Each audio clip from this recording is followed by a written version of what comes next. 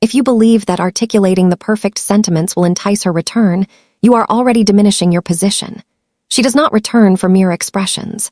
She returns for the transformation you undergo in quiet reflection.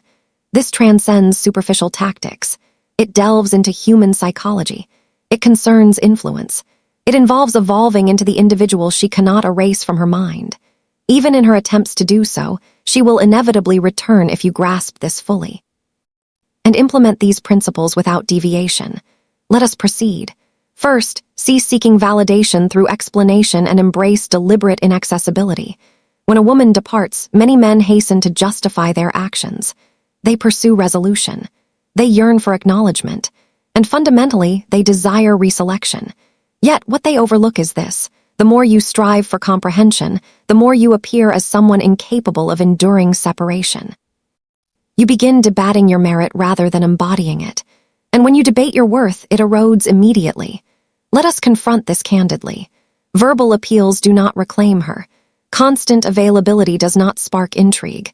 You might craft an impeccable message, reveal your innermost thoughts, and vow transformation, but if she remains emotionally detached, it will fail to resonate.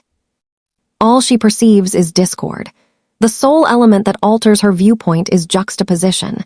She must experience the abrupt cessation of your vitality, your engagement, your intimate accessibility.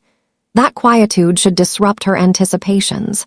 She anticipated pursuit. She expected justifications, yet instead you receded. Not from resentment, but from authority. This is where numerous men falter. They assume that maintaining visibility, courtesy, and openness demonstrates resilience. However, to a woman who has distanced herself, it merely affirms her continued dominion over your emotions. Thus, relinquish emotional openness. Abandon the quest for understanding. Commence rendering yourself inaccessible in all manners that once sustained her focus. You need not sever ties in hostility. You need not adopt aloofness. But you must fade from her perceptual horizon. She will no longer sense your influence. And that void, when executed precisely, becomes profoundly evocative. She will revisit memories not due to your pleas, but because of your withdrawal. The inaccessible individual transforms into an enigma, and enigmas invariably draw her return. Second, forge an emptiness so profound that it reverberates. Many men view separation as adversarial. If she withdraws, they believe acceleration toward her is essential. Express something, act decisively, bridge the divide. Yet, what they fail to comprehend is this. Women only truly sense deprivation when you halt your efforts to mend it. And that is the essence of the void. By retracting not merely your proximity but your essence, you generate an emotional expanse, one previously occupied by your attentiveness, your solicitude, your responses. And when it vanishes abruptly, it resonates within her reality in unimaginable ways. The issue arises when men equate distance with inertia. They think, without action she will be lost eternally. But authentic authority does not pursue, it maintains composure. It permits the other to perceive the alteration unhindered. Consider this approach. Cease viewing her narratives, refrain from endorsing her updates, ignore subtle overtures, avoid inquiries or casual messages. Indeed, extricate yourself entirely from any sentimental interaction. This is not punitive. It safeguards your dignity. Women attune to subtleties beyond rationale. They do not return for eloquent contrition. They return because your reticence compels them to envision existence devoid of you. The individual who persists in contacting, observing, and lingering is readily dismissed. But the one who vanishes wholly, serenely, and assuredly becomes indelible. Cultivate that void. Allow it to expand vastly.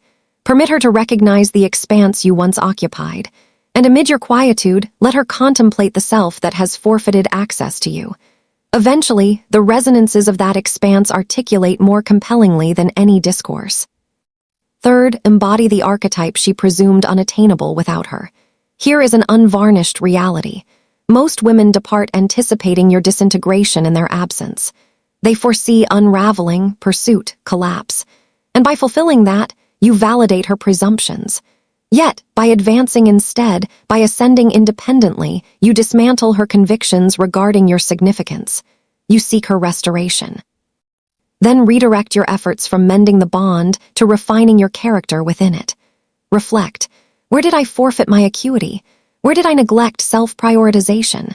Did I disregard my physique, my objectives, my principles?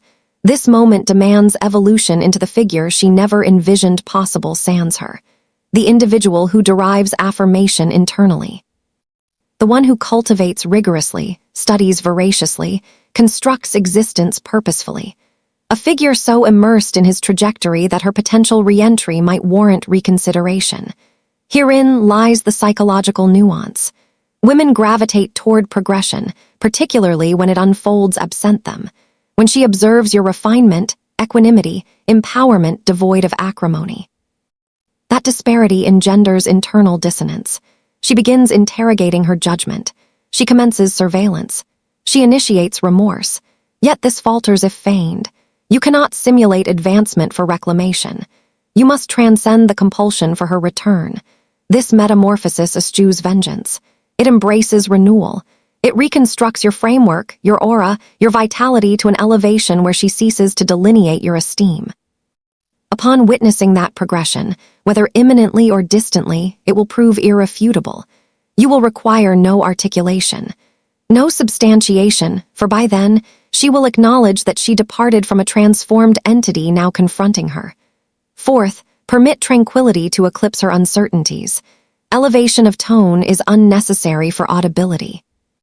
At times, reticence resounds most profoundly. Many men confronting estrangement succumb to alarm. They articulate, elucidate, endeavor to rectify what demands sensory perception. Yet the truth persists. If your essence conveys unease, she detects it. If your demeanor fluctuates, she retreats further. What you require is equanimity. Equanimity is not inaction. It is outward restraint. While internal harmony coalesces, equanimity serves as armament. It is composure veiled as detachment. Yet, crucially, it is authentic. You are not simulating serenity. You are attaining it. A figure in equanimity emerges as enigmatic. He becomes an interrogation. And psychologically, cognition inclines toward ambiguity over assurance. Women do not dwell on the perpetually responsive individual. They contemplate the one who refrained. This renders you indelible. You cease fueling the narrative. You abandon predictable engagements. You relinquish her governance of your sentimental rhythm. Equanimity entails no pursuit, yet no animosity, no reaction, yet no stagnation. You advance with elegance, authority, deliberation. She may probe that equanimity. She could prod, offer hints, or provoke response, but resistance amplifies your influence. In an era of sentimental turbulence, the serene individual distinguishes himself. He eschews domination. He forgoes validation struggles. He simply exists. And that equanimity evolves into an essence she cannot evade, even in your physical absence. Fifth, evoke remorse for your departure, not nostalgia for your communications. Clarify this. She does not yearn for your dispatches. She does not pine for your dawn greetings or extended remorse. What she yearns, if executed adeptly, is the sentimental constancy, guidance, and steadfast grounding you infused into her existence. But solely if you cease overt reminders. The instant you over-articulate, over-clarify, or pursue, you divest your authority. Worse, you validate her departure. Instead, permit her to experience reality sans you. Not vindictively, not through manipulative quietude, but via impartial, unwavering detachment. Women do not assimilate remorse amid your ongoing accessibility. They internalize it upon inaccessibility. When isolated with her reflections, her hesitations, her reconsiderations. That is the arena you must foster, not for reclamation, but to enable intrinsic emotional dynamics to draw her toward what she previously undervalued. She does not remorse your communications. She laments forfeiting access to the individual who ceased them. Sixth, refrain from bridging the divide. Compel her traversal. Many men err herein. Upon emergence of distance, they hasten to seal it. She recedes, he messages.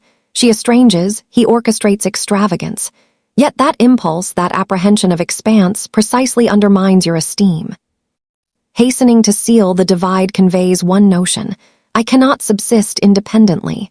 And that perspective proves profoundly unappealing, for authority resides in composure, in permitting the divide to persist. Let her ponder.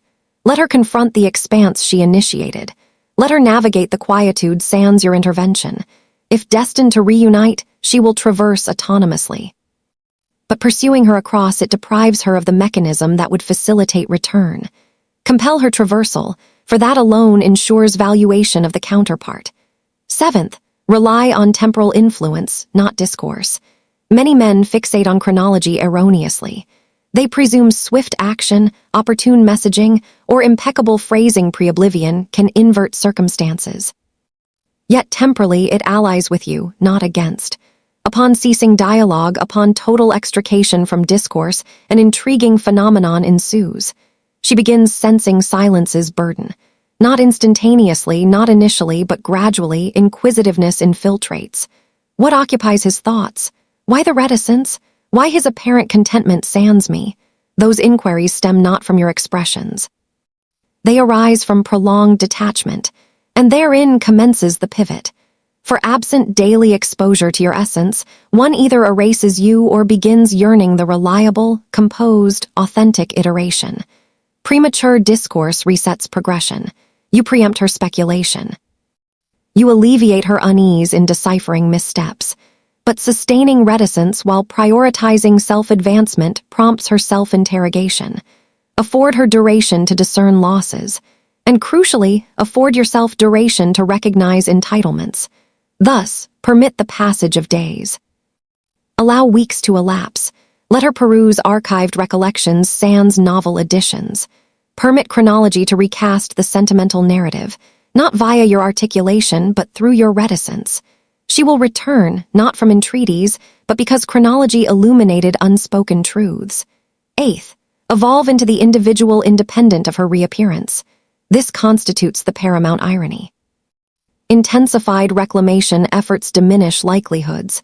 Yet, upon relinquishing necessity, fixation, future contingency on her, energies invert. You must embody the figure unrequiring her for wholeness. This surpasses detachment. It embodies emancipation. You recapture facets delegated to her judgment, focus, affirmation. Interrogate, who am I unobserved?